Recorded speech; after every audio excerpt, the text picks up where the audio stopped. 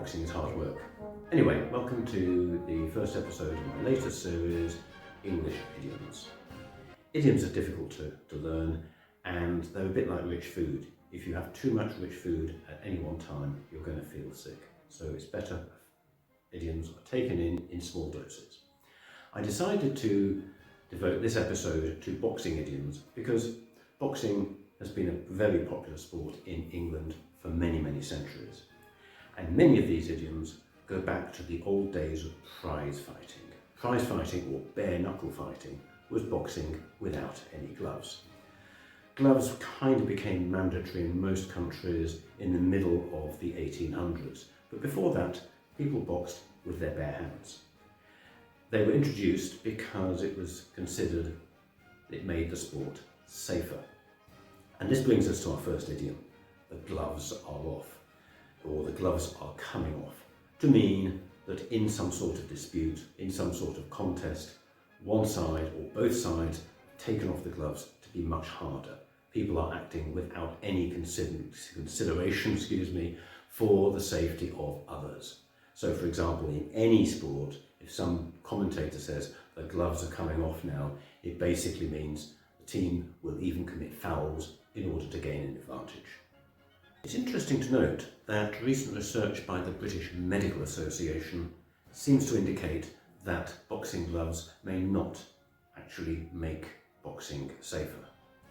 Certainly, the boxing gloves reduce the amount of cuts produced on the boxers' faces.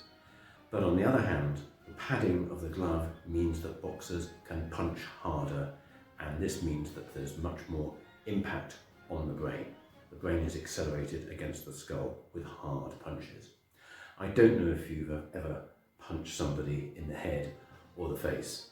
I haven't since my school days, and the last 2, maybe 3 times I did it was basically because of a fundamental disagreement about the social acceptability of bullying.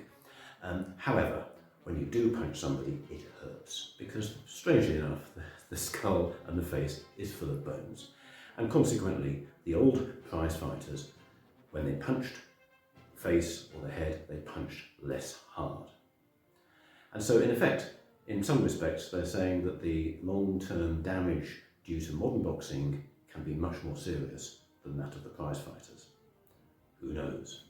The painting you can see here is of the first boxing match between Tom Cribb and Tom Molyneux. They were competing for the World Championship in 1810. These guys made a lot of money on bets and prize money and so on, and often went on to become businessmen after their boxing careers had ended. Here you can see John Gully, who was the England champion. He later became the owner of pubs, racehorses, and for a short time was also a member of Parliament. And this seems to bear out what the British Medical Association, are trying to say, that if you look at the history of many of these people, clearly a minority, because it's always a minority who are the winners, but many of these people went on to productive careers, and they didn't have brain damage, which seems to afflict a lot of ex-boxers today. Okay, so let's hear some other idioms. As we saw, when the gloves are off, people start to argue or fight in a more serious way. Number 2, to have someone in your corner. The boxer support team is placed in a specific corner in the ring opposite that of their opponent. It means to have somebody as a supporter or an ally. I'm really glad I have the boss in my corner. His support means a lot. Number 3, down and out, meaning a person without a job or prospects, poverty-stricken, destitute. In boxing, it generally means that the boxer has been knocked out or is unconscious or unable to continue the fight in one way or another. Number 4, pull one's punches, meaning to restrain yourself, probably in criticism. In boxing, it means to use less force to land a less severe blow than one is capable of.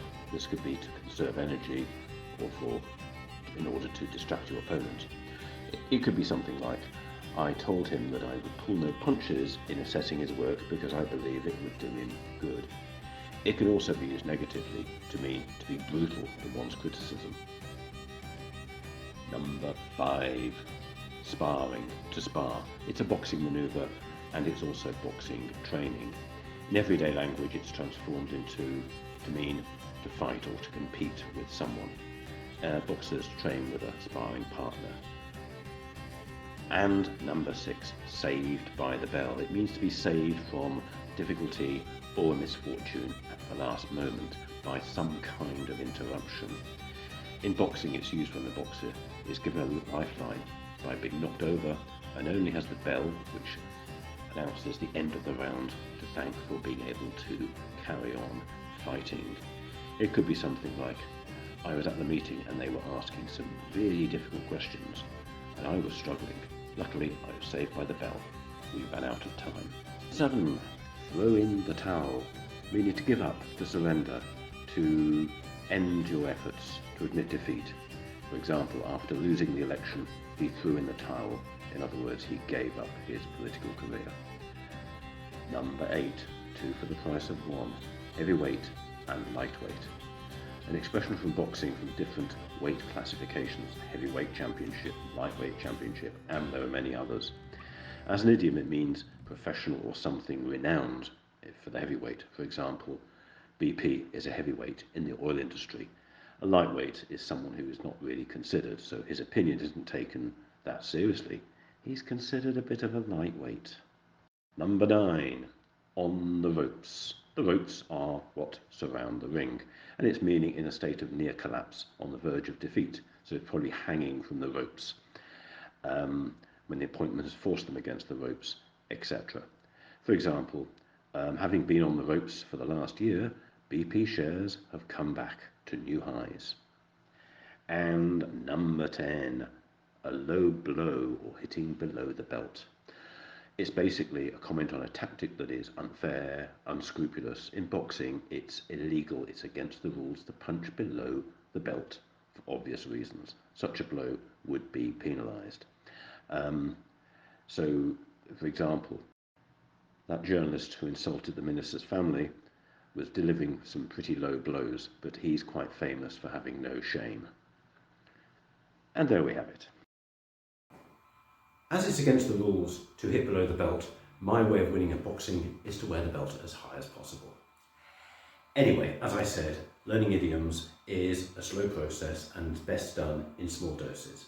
If you enjoyed this episode, please click the like and subscribe button. Subscription is free and it just means you get notifications of all other episodes that are produced. And also please share it with a friend. Okay? See you next time. Bye for now.